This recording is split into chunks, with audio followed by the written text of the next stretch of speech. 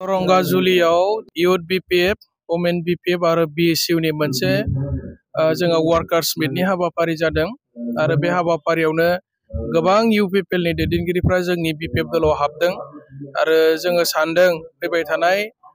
September मासाव जानो गोनां जि बिसायख'थि बावहाय दरंगाजुलि समस्तिनिफ्राय जोंनि एमसिएलए देरहाग्रा दिनैनि तारिखाव 100% रोखा जानानै थाबाय आरो गोबां वार्कारफोरखौ नोंथांमोना नुदों माने इउपिपिएल रुलिं पार्टिनि मानसिफ्रा दिनै बिपिएफ पार्टियाव जइन जानायनि कारना मा जे इउपिपिएलआ जुदि मोजां रोखोमै खामानि मावनो हादोंब्लाथ' इउपिपिएलनिफ्राय मानसिया फैनाङा अपोजिशन पार्टिनिफ्रायसो रुलिंआव थाङो जइन जायो किन्तु दिनै उल्था मोनसे सावगारि जोङो तामुलपुर डिस्ट्रिक्टनि बे दरंगाजुलियाव नुनो मोन्दों रुलिं पार्टियाव थाखानाय जिल्लानि बिथांमोननि ब्लक पर्यायनि प्राइमारि पर्यायनि गोबां माने बिबानगिरिफ्रा दिनै बिपिएफ दलाव जइन जाफैदों आरो बियो फैबाय थानाय समाव बिपिएफ हान्जानि थाखाय जोबोद मोनसे मोजां मोनसे हाबाफारि होननानै जोङो सानदों आरो दरंगाजुलियाव बिपिएफआ देरहागोना दिनैनि तारिखाव 100% माने रोखा जाबाय इउपिपिएलआव जायफोर थांदों बिथांमोननि राजनैतिक केरियारा धंस जादों नोंथांमोना नुबाय नङा होमबा बिपिएफनिफ्राय सासे सिनियर लिडार चन्दन ब्रह्मआ बोसोरसेनि आवगाय इउपिपिएल दोलोआव माने जइन जाबाय बिथाङा बिपिएफआव थानाय समाव हाग्रामा सारनि लेफ्ट राइट बायदि सासे माने गिदिर नेता हिसाबै बिथांखौ सन्मान होनाय जायोमोन बिथाङा इउपिपिएलआव थांनायनि उनाव दिनै टिकेटखौनो होजायासै सासे राजनैतिक नेताया जेब्ला टिकेट मोना अब्ला बेनि राजनैतिक भबिष्यतआ मा जागोन खाम्फा बरगयारी बिथाङा बावैसो सिगां इउपिपिएलआव जइन जादों दा बिथाङा जुदि बिथांखौ जोङो जइन जाखांनायनि उनाव जों खोनाबाय बिथांखौ गेलेहोनो थाखाय दिनै समस्थियानो गैया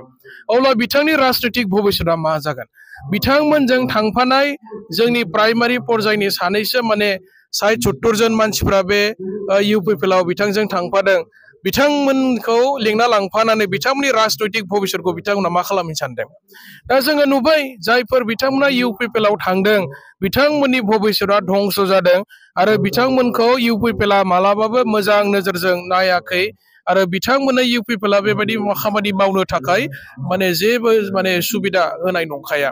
दा बेनिखायनो जायनो इउपिपिएलआव थांदों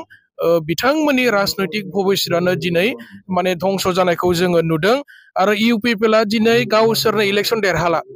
इलेक्सन देरहानायनि खुनु प्लेनिं गैया आरो बिथांमोना रायजो राजाफोरनि खाथियाव थांनानै खोथा बुंनो थाखाय बिथांमोना जेबो इस्युआनो गैला मा खोथा बुंनानै बिथांमोना रायजोफोरनि खाथियाव भट बिबावनो दा बिथांमोना दिनै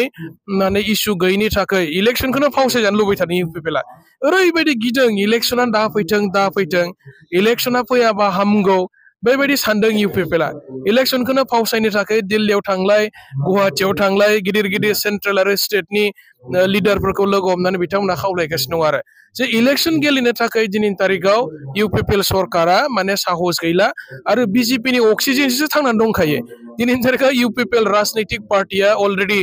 आइसिइउआवसो दंखायो माने माब्ला जोबस्रांगोन बिनि खुनु गेरेन्टि गैया जेब्ला बिजेपिया बेकिं खालामगोन अब्लासो बिसोर इलेक्सन गेलेनो हागोन बिजेपिया बेकिं खालामाब्ला इउपिपिएलनि राजनिति दोलोआ दिनैनि तारिखाव धंस जानो थांगासिनो दं बिथांमोना रायजोफोरखौ गोबां थगायनायनि थाखाय दिनै इउपिपिएल दोलोखौ रायजो राजाफ्रा माने गोसो गोरबोनिफ्राय अलरेडि बिदाय होखाबाय आरोखि जेबो मावनो हायासै बे 5 बोसोर समा थगायनानैनो जोबलांबाय सुइजारलेण्ड बानायनायनि खोथा न'खर साख्रि होनायनि खोथा सेल्फ हेल्प ग्रुपनो 75,000 होनायनि खोथा हानि मियादि पाट्टा होनायनि खोथा स्कुल कलेजफोरखौ प्रभिन्सियेलाइज खालामनायनि खोथा साइटआ माने समस्ति बानायगोन होननायनि खोथा मोनसेबो बिथांमोना गावसोरनि भिजन डकुमेन्टआव जाखिनि खोथा लिरदोंमोन मोनसेबो बिथांमोना दिनै मावफुंनो हादिया आरो बिनि थाखायनो दिनै रायजो राजाफ्रा इउपिपिएल दोलोनो भट होनो थाखाय थियारि नङा बिपिएफ दोलोनि दैदेननायावनो दिनै 2025 सननि देग्लायनो माने सरकार दागोना 100% रोखा जानानै दं